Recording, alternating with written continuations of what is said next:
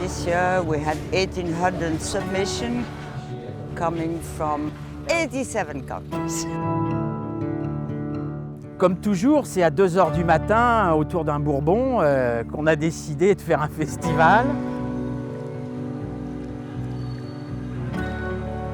On est arrivé à un constat que beaucoup de photographes asiatiques, on n'était pas très connus et avaient du mal à se faire connaître dans l'hémisphère nord. Voilà.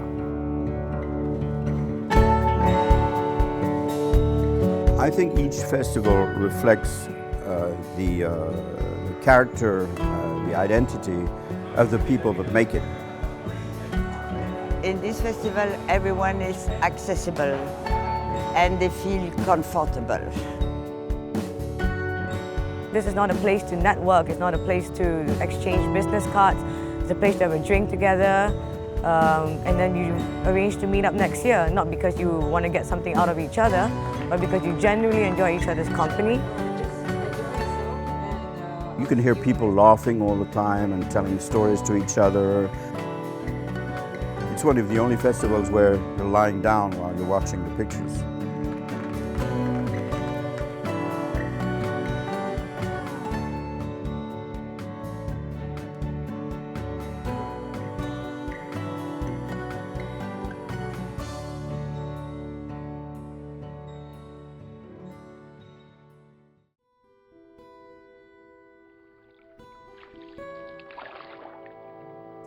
It's such an important festival for this part of the world.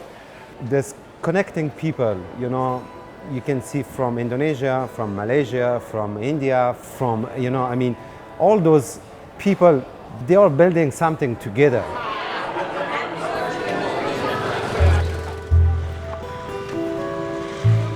Ironically, it's 10 years since this bodywork was first publicly shown, which was actually at Angkor, so it's really quite an honour to do full circle.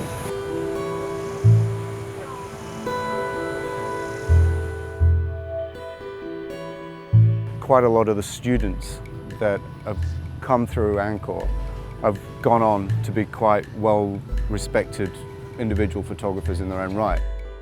Make me really happy to see the Angkor Photo Festival. They give me a chance to do things that I can't believe that I can come and show my photos.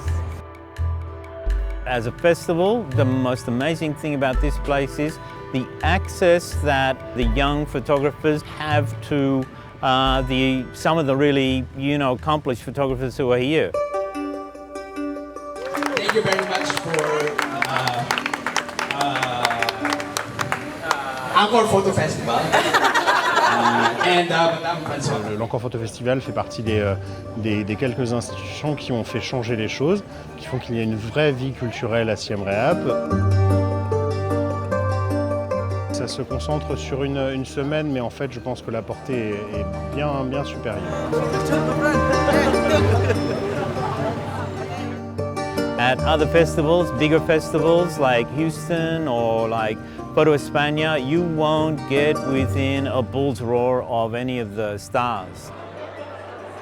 Now the festival physically hasn't changed so much because it's in Siem Reap, but it's got a great reputation. It's got a solid backbone, and hopefully it'll be here for another 10 years.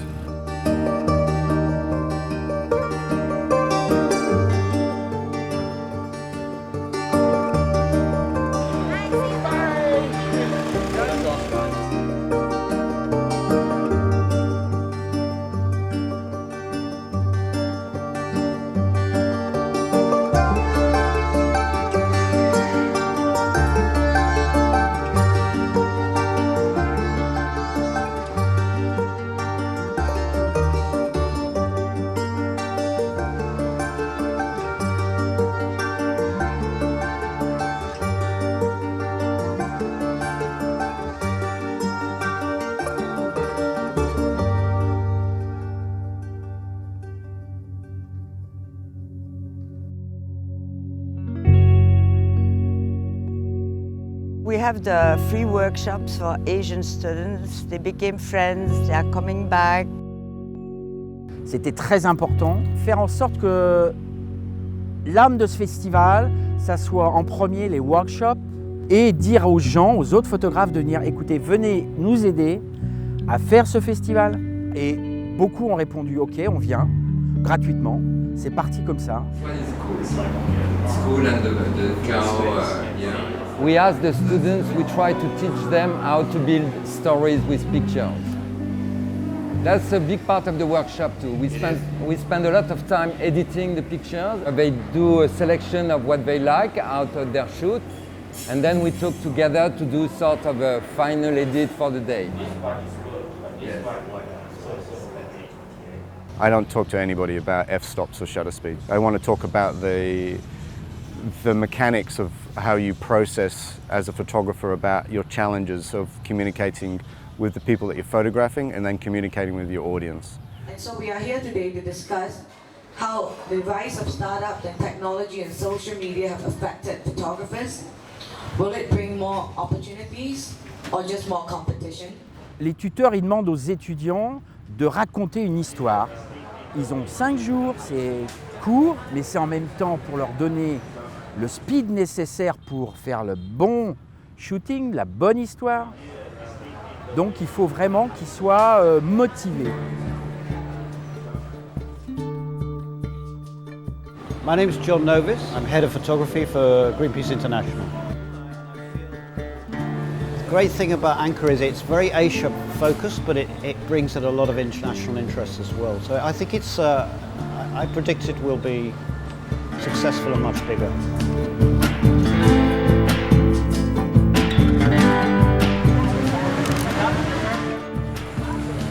In this festival, everyone is accessible. They can talk to everybody, to the picture editors of the great magazine or great agencies, and they feel comfortable.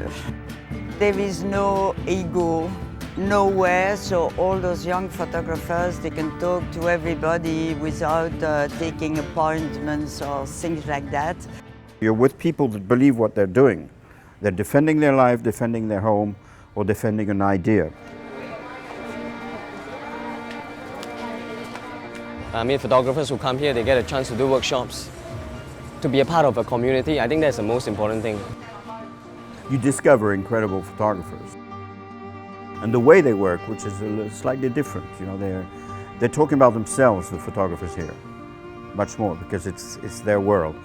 I mean, they're not foreigners on their stories.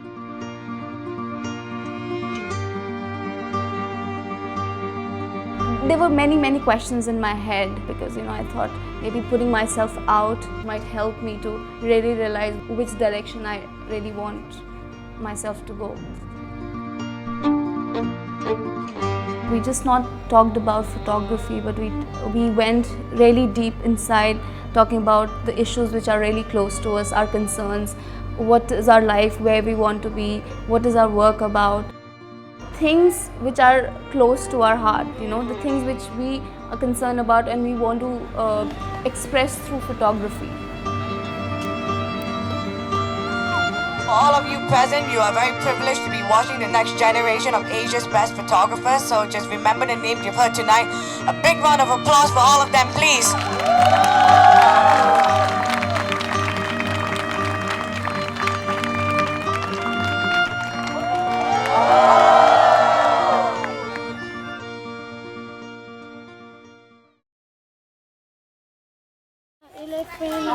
Flower. You play it.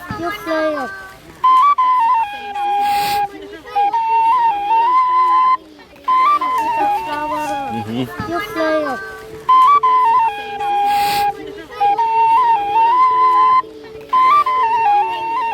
The festival created a shelter for underprivileged kids of Siem Reap. And Antoine D'Agata in 2005 thought it was a fantastic idea to make workshops with the children so they could express themselves.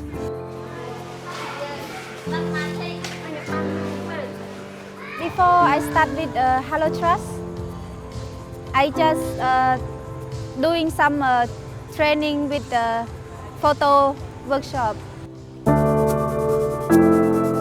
Before she was selling flowers in the street of Siem Reap. Like most of the kids at Anjali, they are not orphans, they are street kids. The kids do come from underprivileged backgrounds. They were sellers on the streets. The great thing about Anjali House is that not only does it take the kids in and gives them education, but it also creates the support system so they don't have to get back into going out into the streets and selling. The students who started right in the first batch of the workshop are photographers today working in the city, working with organizations and making a living out of it. Children's Day is a day that's dedicated to the kids.